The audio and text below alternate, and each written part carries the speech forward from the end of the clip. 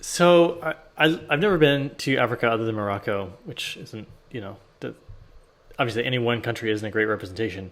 And my understanding as an outside observer is that Africa is just backwards in many ways, and but obviously their population is growing fast. There's like Lagos is one of the world's mega cities, and um, my understanding is it's like the geography of Africa, right? You have this big desert, right? You don't have any great navigable rivers.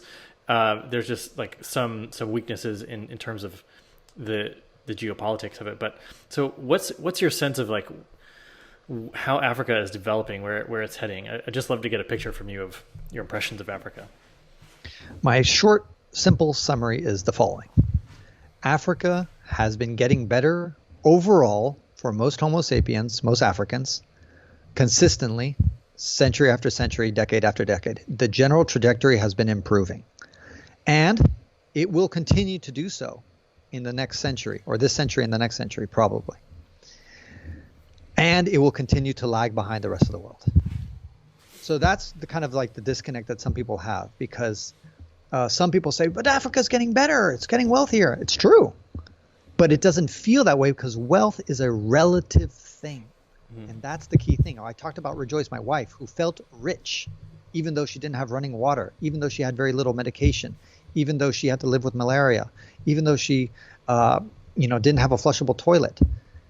She felt rich. Why? Because she looked around the world around her and she compared herself, and she was a lot better off than most of the people around her. And so the thing that I think has hurt Africans' self-esteem more than anything else is the media, the television. I'm just knowledge that some people like. Imagine how would you feel, Derek, or anybody listening to this, if there's people there who, if there was a part of, let's say Martians, for example, were living to be 500 years old, who had these little machines you could push a button and they, create anything. It's like the ultimate 3D printer. Basically, let's like Star Trek replicators, stuff. yeah. Yeah. And they're in flying machines, and I don't know, they never have to work because they have robots doing all their stuff, and on, whatever. They don't have to toil at all, and they're just happy, and they get to read and create and da. And then you look at your fucking loser society in the United States of America, like you guys suck ass, right? So the comparison, yeah. Right. So that's what it is that, and here's another way of thinking about it.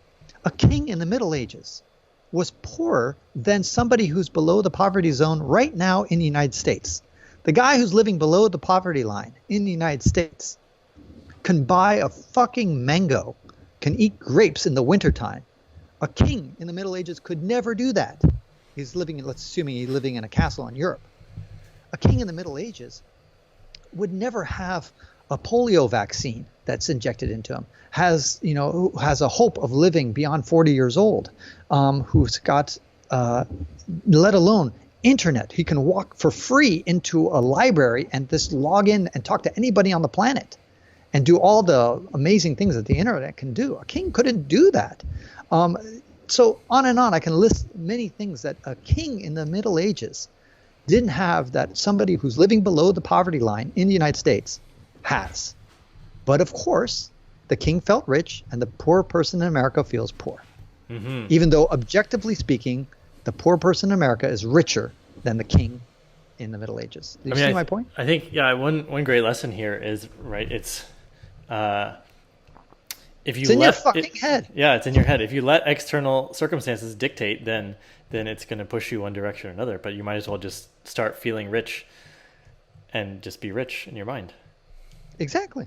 And it's easy said than done. But I think one way that helps people is reminding yourself who you compare yourself to.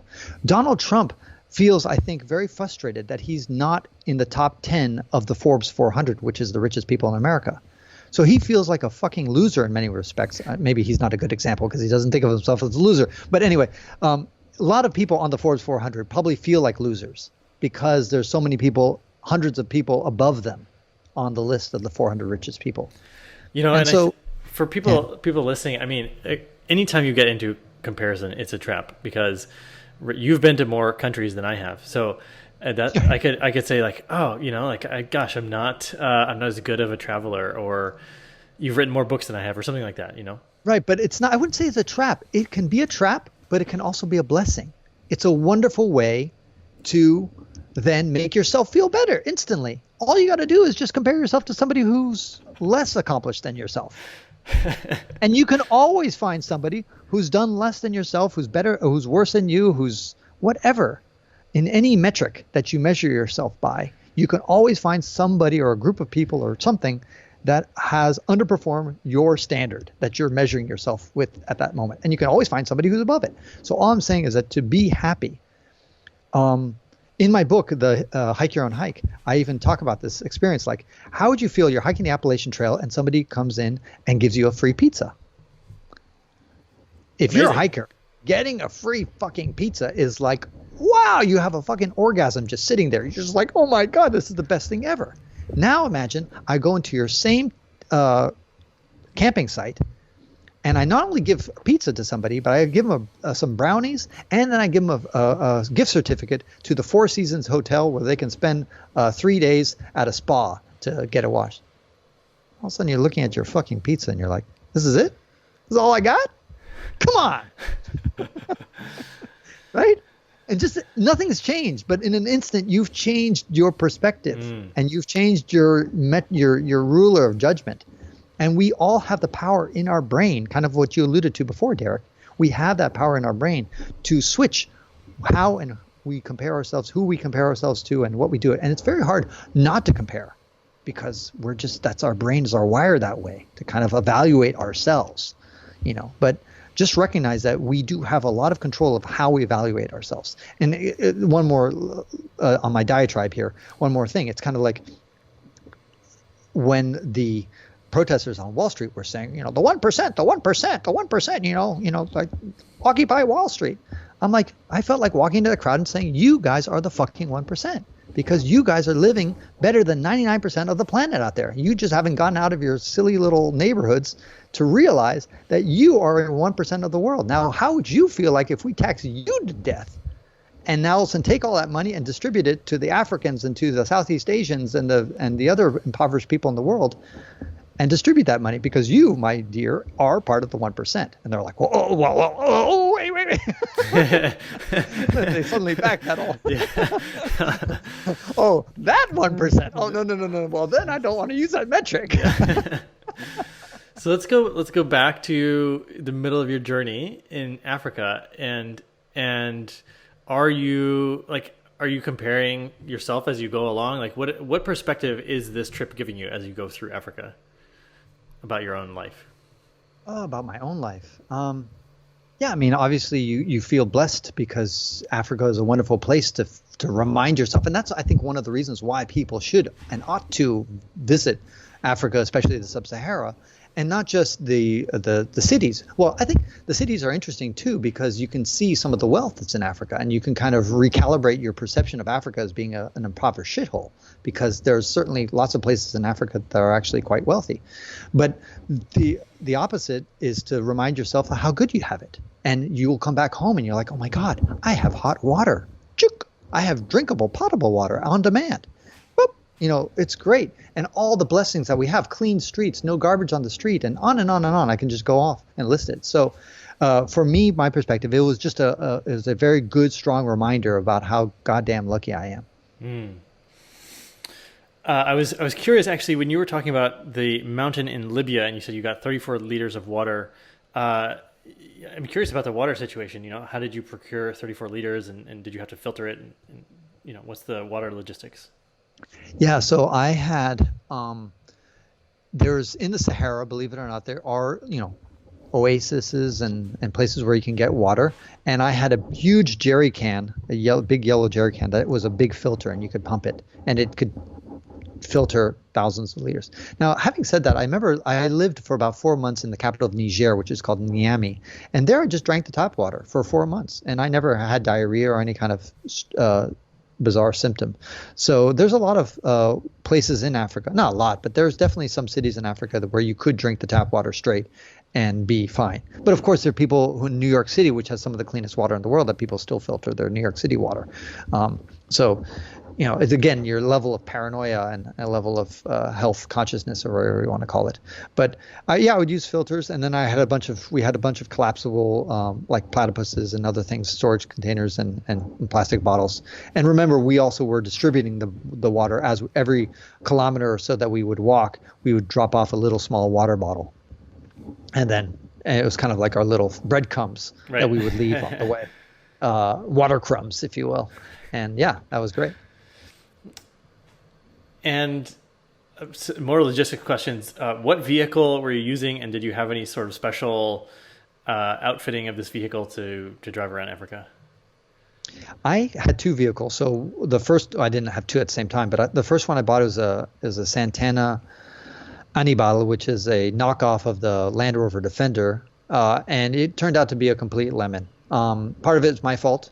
I made some mistakes driving it in certain places, but it wasn't a very reliable car. I should have gone with a Toyota, which is what I went with afterwards. I got a Toyota Hilux, which is similar to like a Toyota pickup truck. Very reliable. It was brand new when I got it. It would cost like $30,000 or something like that, but it was well worth it. Yeah. And vehicle maintenance is huge in Africa. The roads are atrocious in many places, especially if you want to go to the quote unquote unseen Africa, to the harder, inaccessible places. I drove across the Congo, which is a mud-filled paradise. And so that's a really, really tough thing to do on your car, because you don't realize how hard Africa can be on your car. There's untold potholes and just things on the road. I remember when I was first driving into Lagos, for example, it was bumper to bumper traffic jam. It was pouring rain. So, the streets were semi-flooded, not very flooded, but you couldn't really see. The problem with semi-flooded streets is you can't see the potholes. And so then suddenly I just fell into one and I couldn't get out of it. Oh, gosh. My left front tire, and here I am in the middle of and so all of a sudden I stopped. I mean, there was already a traffic jam. So now all of a sudden people have to drive around me because I'm trying to back out of this pothole and try to put in reverse. And I was stuck there for about 5 minutes until I finally kicked in the auxiliary and really got myself out of that jam. But it's just, there's all sorts of hazards on the road in Africa. It's getting better.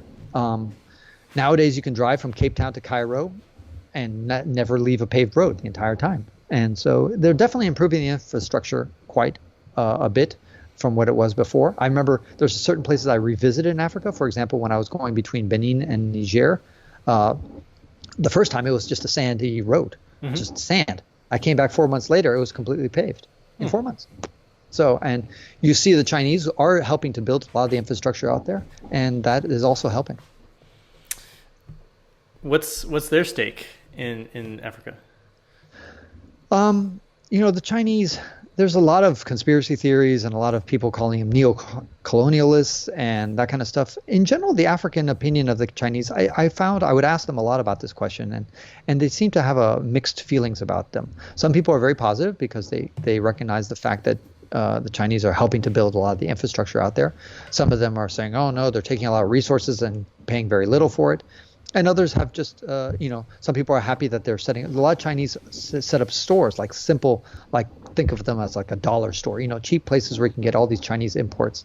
And that can be very valuable when you're poor. I mean, a lot of people are anti-Chinese. So I'm but the Chinese have helped the poorest people in many ways. They're best because they've made you can buy a T-shirt for $1, and when you're making just $1 a day, that means a lot to you.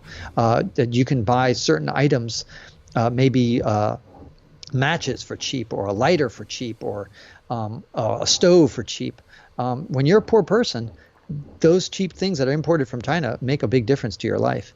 So I think that in general, my tendency, if you asked me to summarize it succinctly, I would say that the Chinese are doing more good in Africa than ill. Okay.